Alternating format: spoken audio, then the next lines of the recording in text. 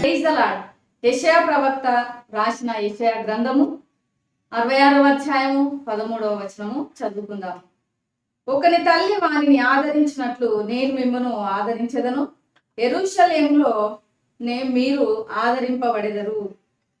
ఈ మాటలు రాసినది ఎవరు? ఎవరి కొరకు రాస్తున్నారు? దీని యొక్క సందేశం ఏమిటి? దేవుడు మనతో ఏం మాట్లాడుచున్నాడు అని మనం సందర్భం కనుక ఆలోచన చేసినట్లయితే, ఈ మాటలు దేవుడు యెషయా ప్రవక్త ద్వారా రాయించారు. యెషయా గ్రంథంలో చాలా వరకు మెస్సియాను గురించినటువంటి ప్రవచనాలు ప్రస్తావించబడినవి.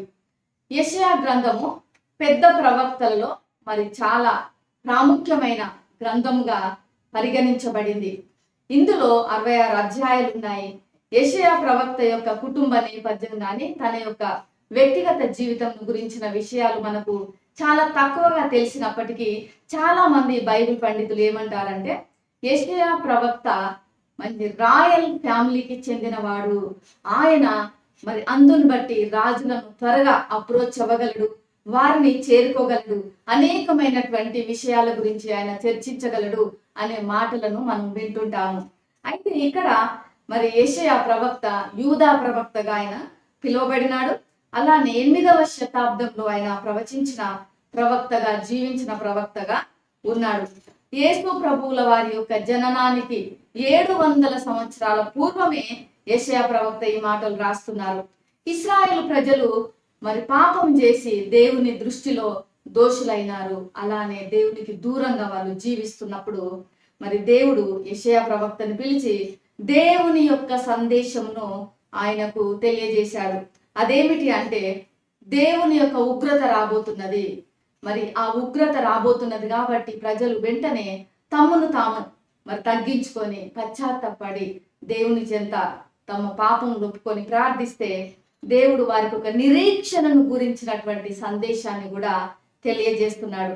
యెషయా గ్రంథంలోని చివరి సెక్షన్ లేదా భాగం మనం చూసినట్లయితే 55వ అధ్యాయం నుంచి 66వ అధ్యాయాన్ని చివరి భాగంగా మనం చూస్తాము.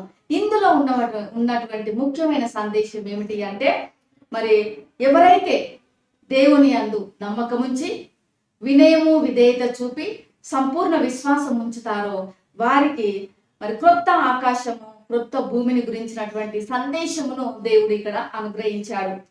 ఇక్కడ మనం ధ్యాన వచనంలో చూసినట్లయితే, ఒకని తల్లి వానిని ఆదరించినట్లు నేను మిమ్మను ఆదరించదను అంటున్నాడు. ఈ లోకంలో ఒక వ్యక్తిని తల్లి ఆదరించినట్లుగా ఇంకా ఎవ్వరు కూడా ఆదరించలేరు. ఒక బేబీ ఈ భూమి మీద పడగానే లేదా ఈ లోకంలో పుట్టగానే ఆ బేబీ ఏడవగానే ఆ తల్లి యొక్క లోపల ఉన్నటువంటి మాతృత్వము మనం అర్థం చేసుకోగలము.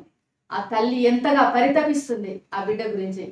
ఆ బిడ్డని ఎత్తుకోగానే ఆ బిడ్డ కూడా, ఆ చంటి బిడ్డ ఆ తల్లి యొక్క స్పర్శతో వెంటనే ఆ బిడ్డ ఏ రీతిగా ఆ ఆదరణ అనేది లేదా ఆ తల్లి స్పర్శలో ఉన్నటువంటి ఆ ప్రేమను ఎలా తెలుసుకుంటుంది, అది ఆ ఎమోషన్స్, ఆ ఫీలింగ్స్ అనేది ఎలా ఉంటాయి అనేది అది వారికి అర్థమవుతుంది. అందుకే దేవుడు, మనం చాలాసార్లు తండ్రి అని పిలుస్తాం కానీ దేవుడు మనకు తల్లి ప్రేమను కూడా అందించే దేవుడుగా ఉన్నాడు. స్పర్జన్ అనేటువంటి భక్తుడు ఒక మాట అన్నారు. ఏమన్నారంటే, తల్లి ఒక్కరే కాదు, తండ్రి కూడా పిల్లలను ఆదరించగలడు, కానీ ఆయన ఎక్కువసేపు ఇంటిలో ఉండడు, పని నిమిత్తం బయటికి వెళ్తాడు. కాబట్టి తల్లులు ఎక్కువగా పిల్లల్ని వారి యొక్క సంరక్షణలో సమయాన్ని కేటాయిస్తారు. కాబట్టి వారు తల్లి ప్రేమను ఎక్కువగా పొందుకుంటారు, తల్లి కూడా పిల్లల్ని ఎక్కువగా ఆదరించగలుగుతుంది అని ఆయన తెలియజేశారు. ఇక్కడ మనము తండ్రి అయిన దేవుణ్ణి ఒక తల్లి ఏ రీతిగా ఆదరిస్తుందో ఆ తల్లి ప్రేమలో కూడా మనము దేవుని మనం చూడగలము. దేవుడు తండ్రి వలనే కాదు కానీ తల్లి లాంటి ఆదరణ, తల్లి లాంటి ప్రేమ, తల్లి లాంటి స్పర్శ, తల్లి లాంటి ఆ యొక్క కృపను కూడా దేవుడు అనుగ్రహించగలరు. ఈ ఉదయకాల సమయంలో ఇశ్రాయేలు ప్రజలను ఈ విధమైనటువంటి మాటలతో యెషయా ప్రవక్త ప్రోత్సాహపరుస్తున్నాడు, బలపరుస్తున్నాడు, వారిని ఆదరిస్తున్నాడు. మనల్ని కూడా ఈ ఉదయకాల సమయంలో ఎవరైతే ఆదరణ లేకుండా కృంగిపోయి నిరాశ నిస్పృహలతో ఉన్నారో దేవుడు ఈ ఉదయకాల సమయంలో మనతో మాట్లాడుతున్నారు. తల్లి వలె ఆదరించినట్లుగా నేను మిమ్మల్ని ఆదరించగలను అని ఆయన మనతో స్పష్టంగా మాట్లాడుతున్నారు. తల్లి వలె కాదు కానీ ఆయనే మనల్ని మన పరిస్థితుల్లోనికి దిగి వచ్చి మన యొక్క పరిస్థితులలో ఆయన కలుగా చేసుకొని ఆయన ఆదరించే దేవుడుగా ఉన్నాడు. మనము ఆయనను పిలిస్తే చాలు, తండ్రి నా పరిస్థితుల్లోనికి తల్లి వలె దిగిరావా, తల్లి వలె నన్ను ఆదరించవా, నాకు తల్లి లాంటి స్పర్శను నాకు కలుగజేయవా, ఆ అనుభూతిని నాకు అందించవా అన్నప్పుడు ఖచ్చితంగా దేవుడు తల్లి వలె మనల్ని ఆదరించగలరు, ప్రేమించగలరు, తన యొక్క లాలన మనకు అందించగలరు. మరి ఇంత మంచి దేవుడు మరి ఇంకెక్కడుంటారు? మరి అంత గొప్ప దేవుణ్ణి మనం కలిగి జీవిస్తున్నాము. తల్లి మరిచిన, తండ్రి విడిచిన, నేను మరువను విడువను ఎడబాయనని వాగ్దానం చేసిన దేవుడు.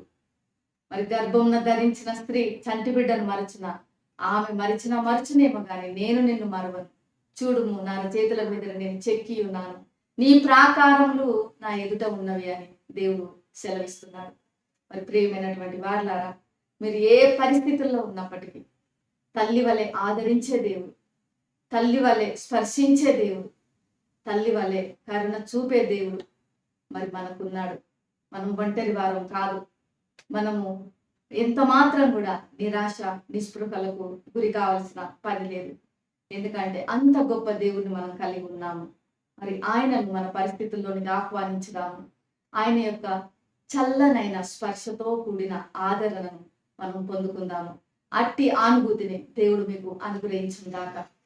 ప్రేమ నమ్మకం కలిగిన పరలోకపు తండ్రి పరిశుద్ధుడా, నీకు వందనాలు చెల్లిస్తున్నాను.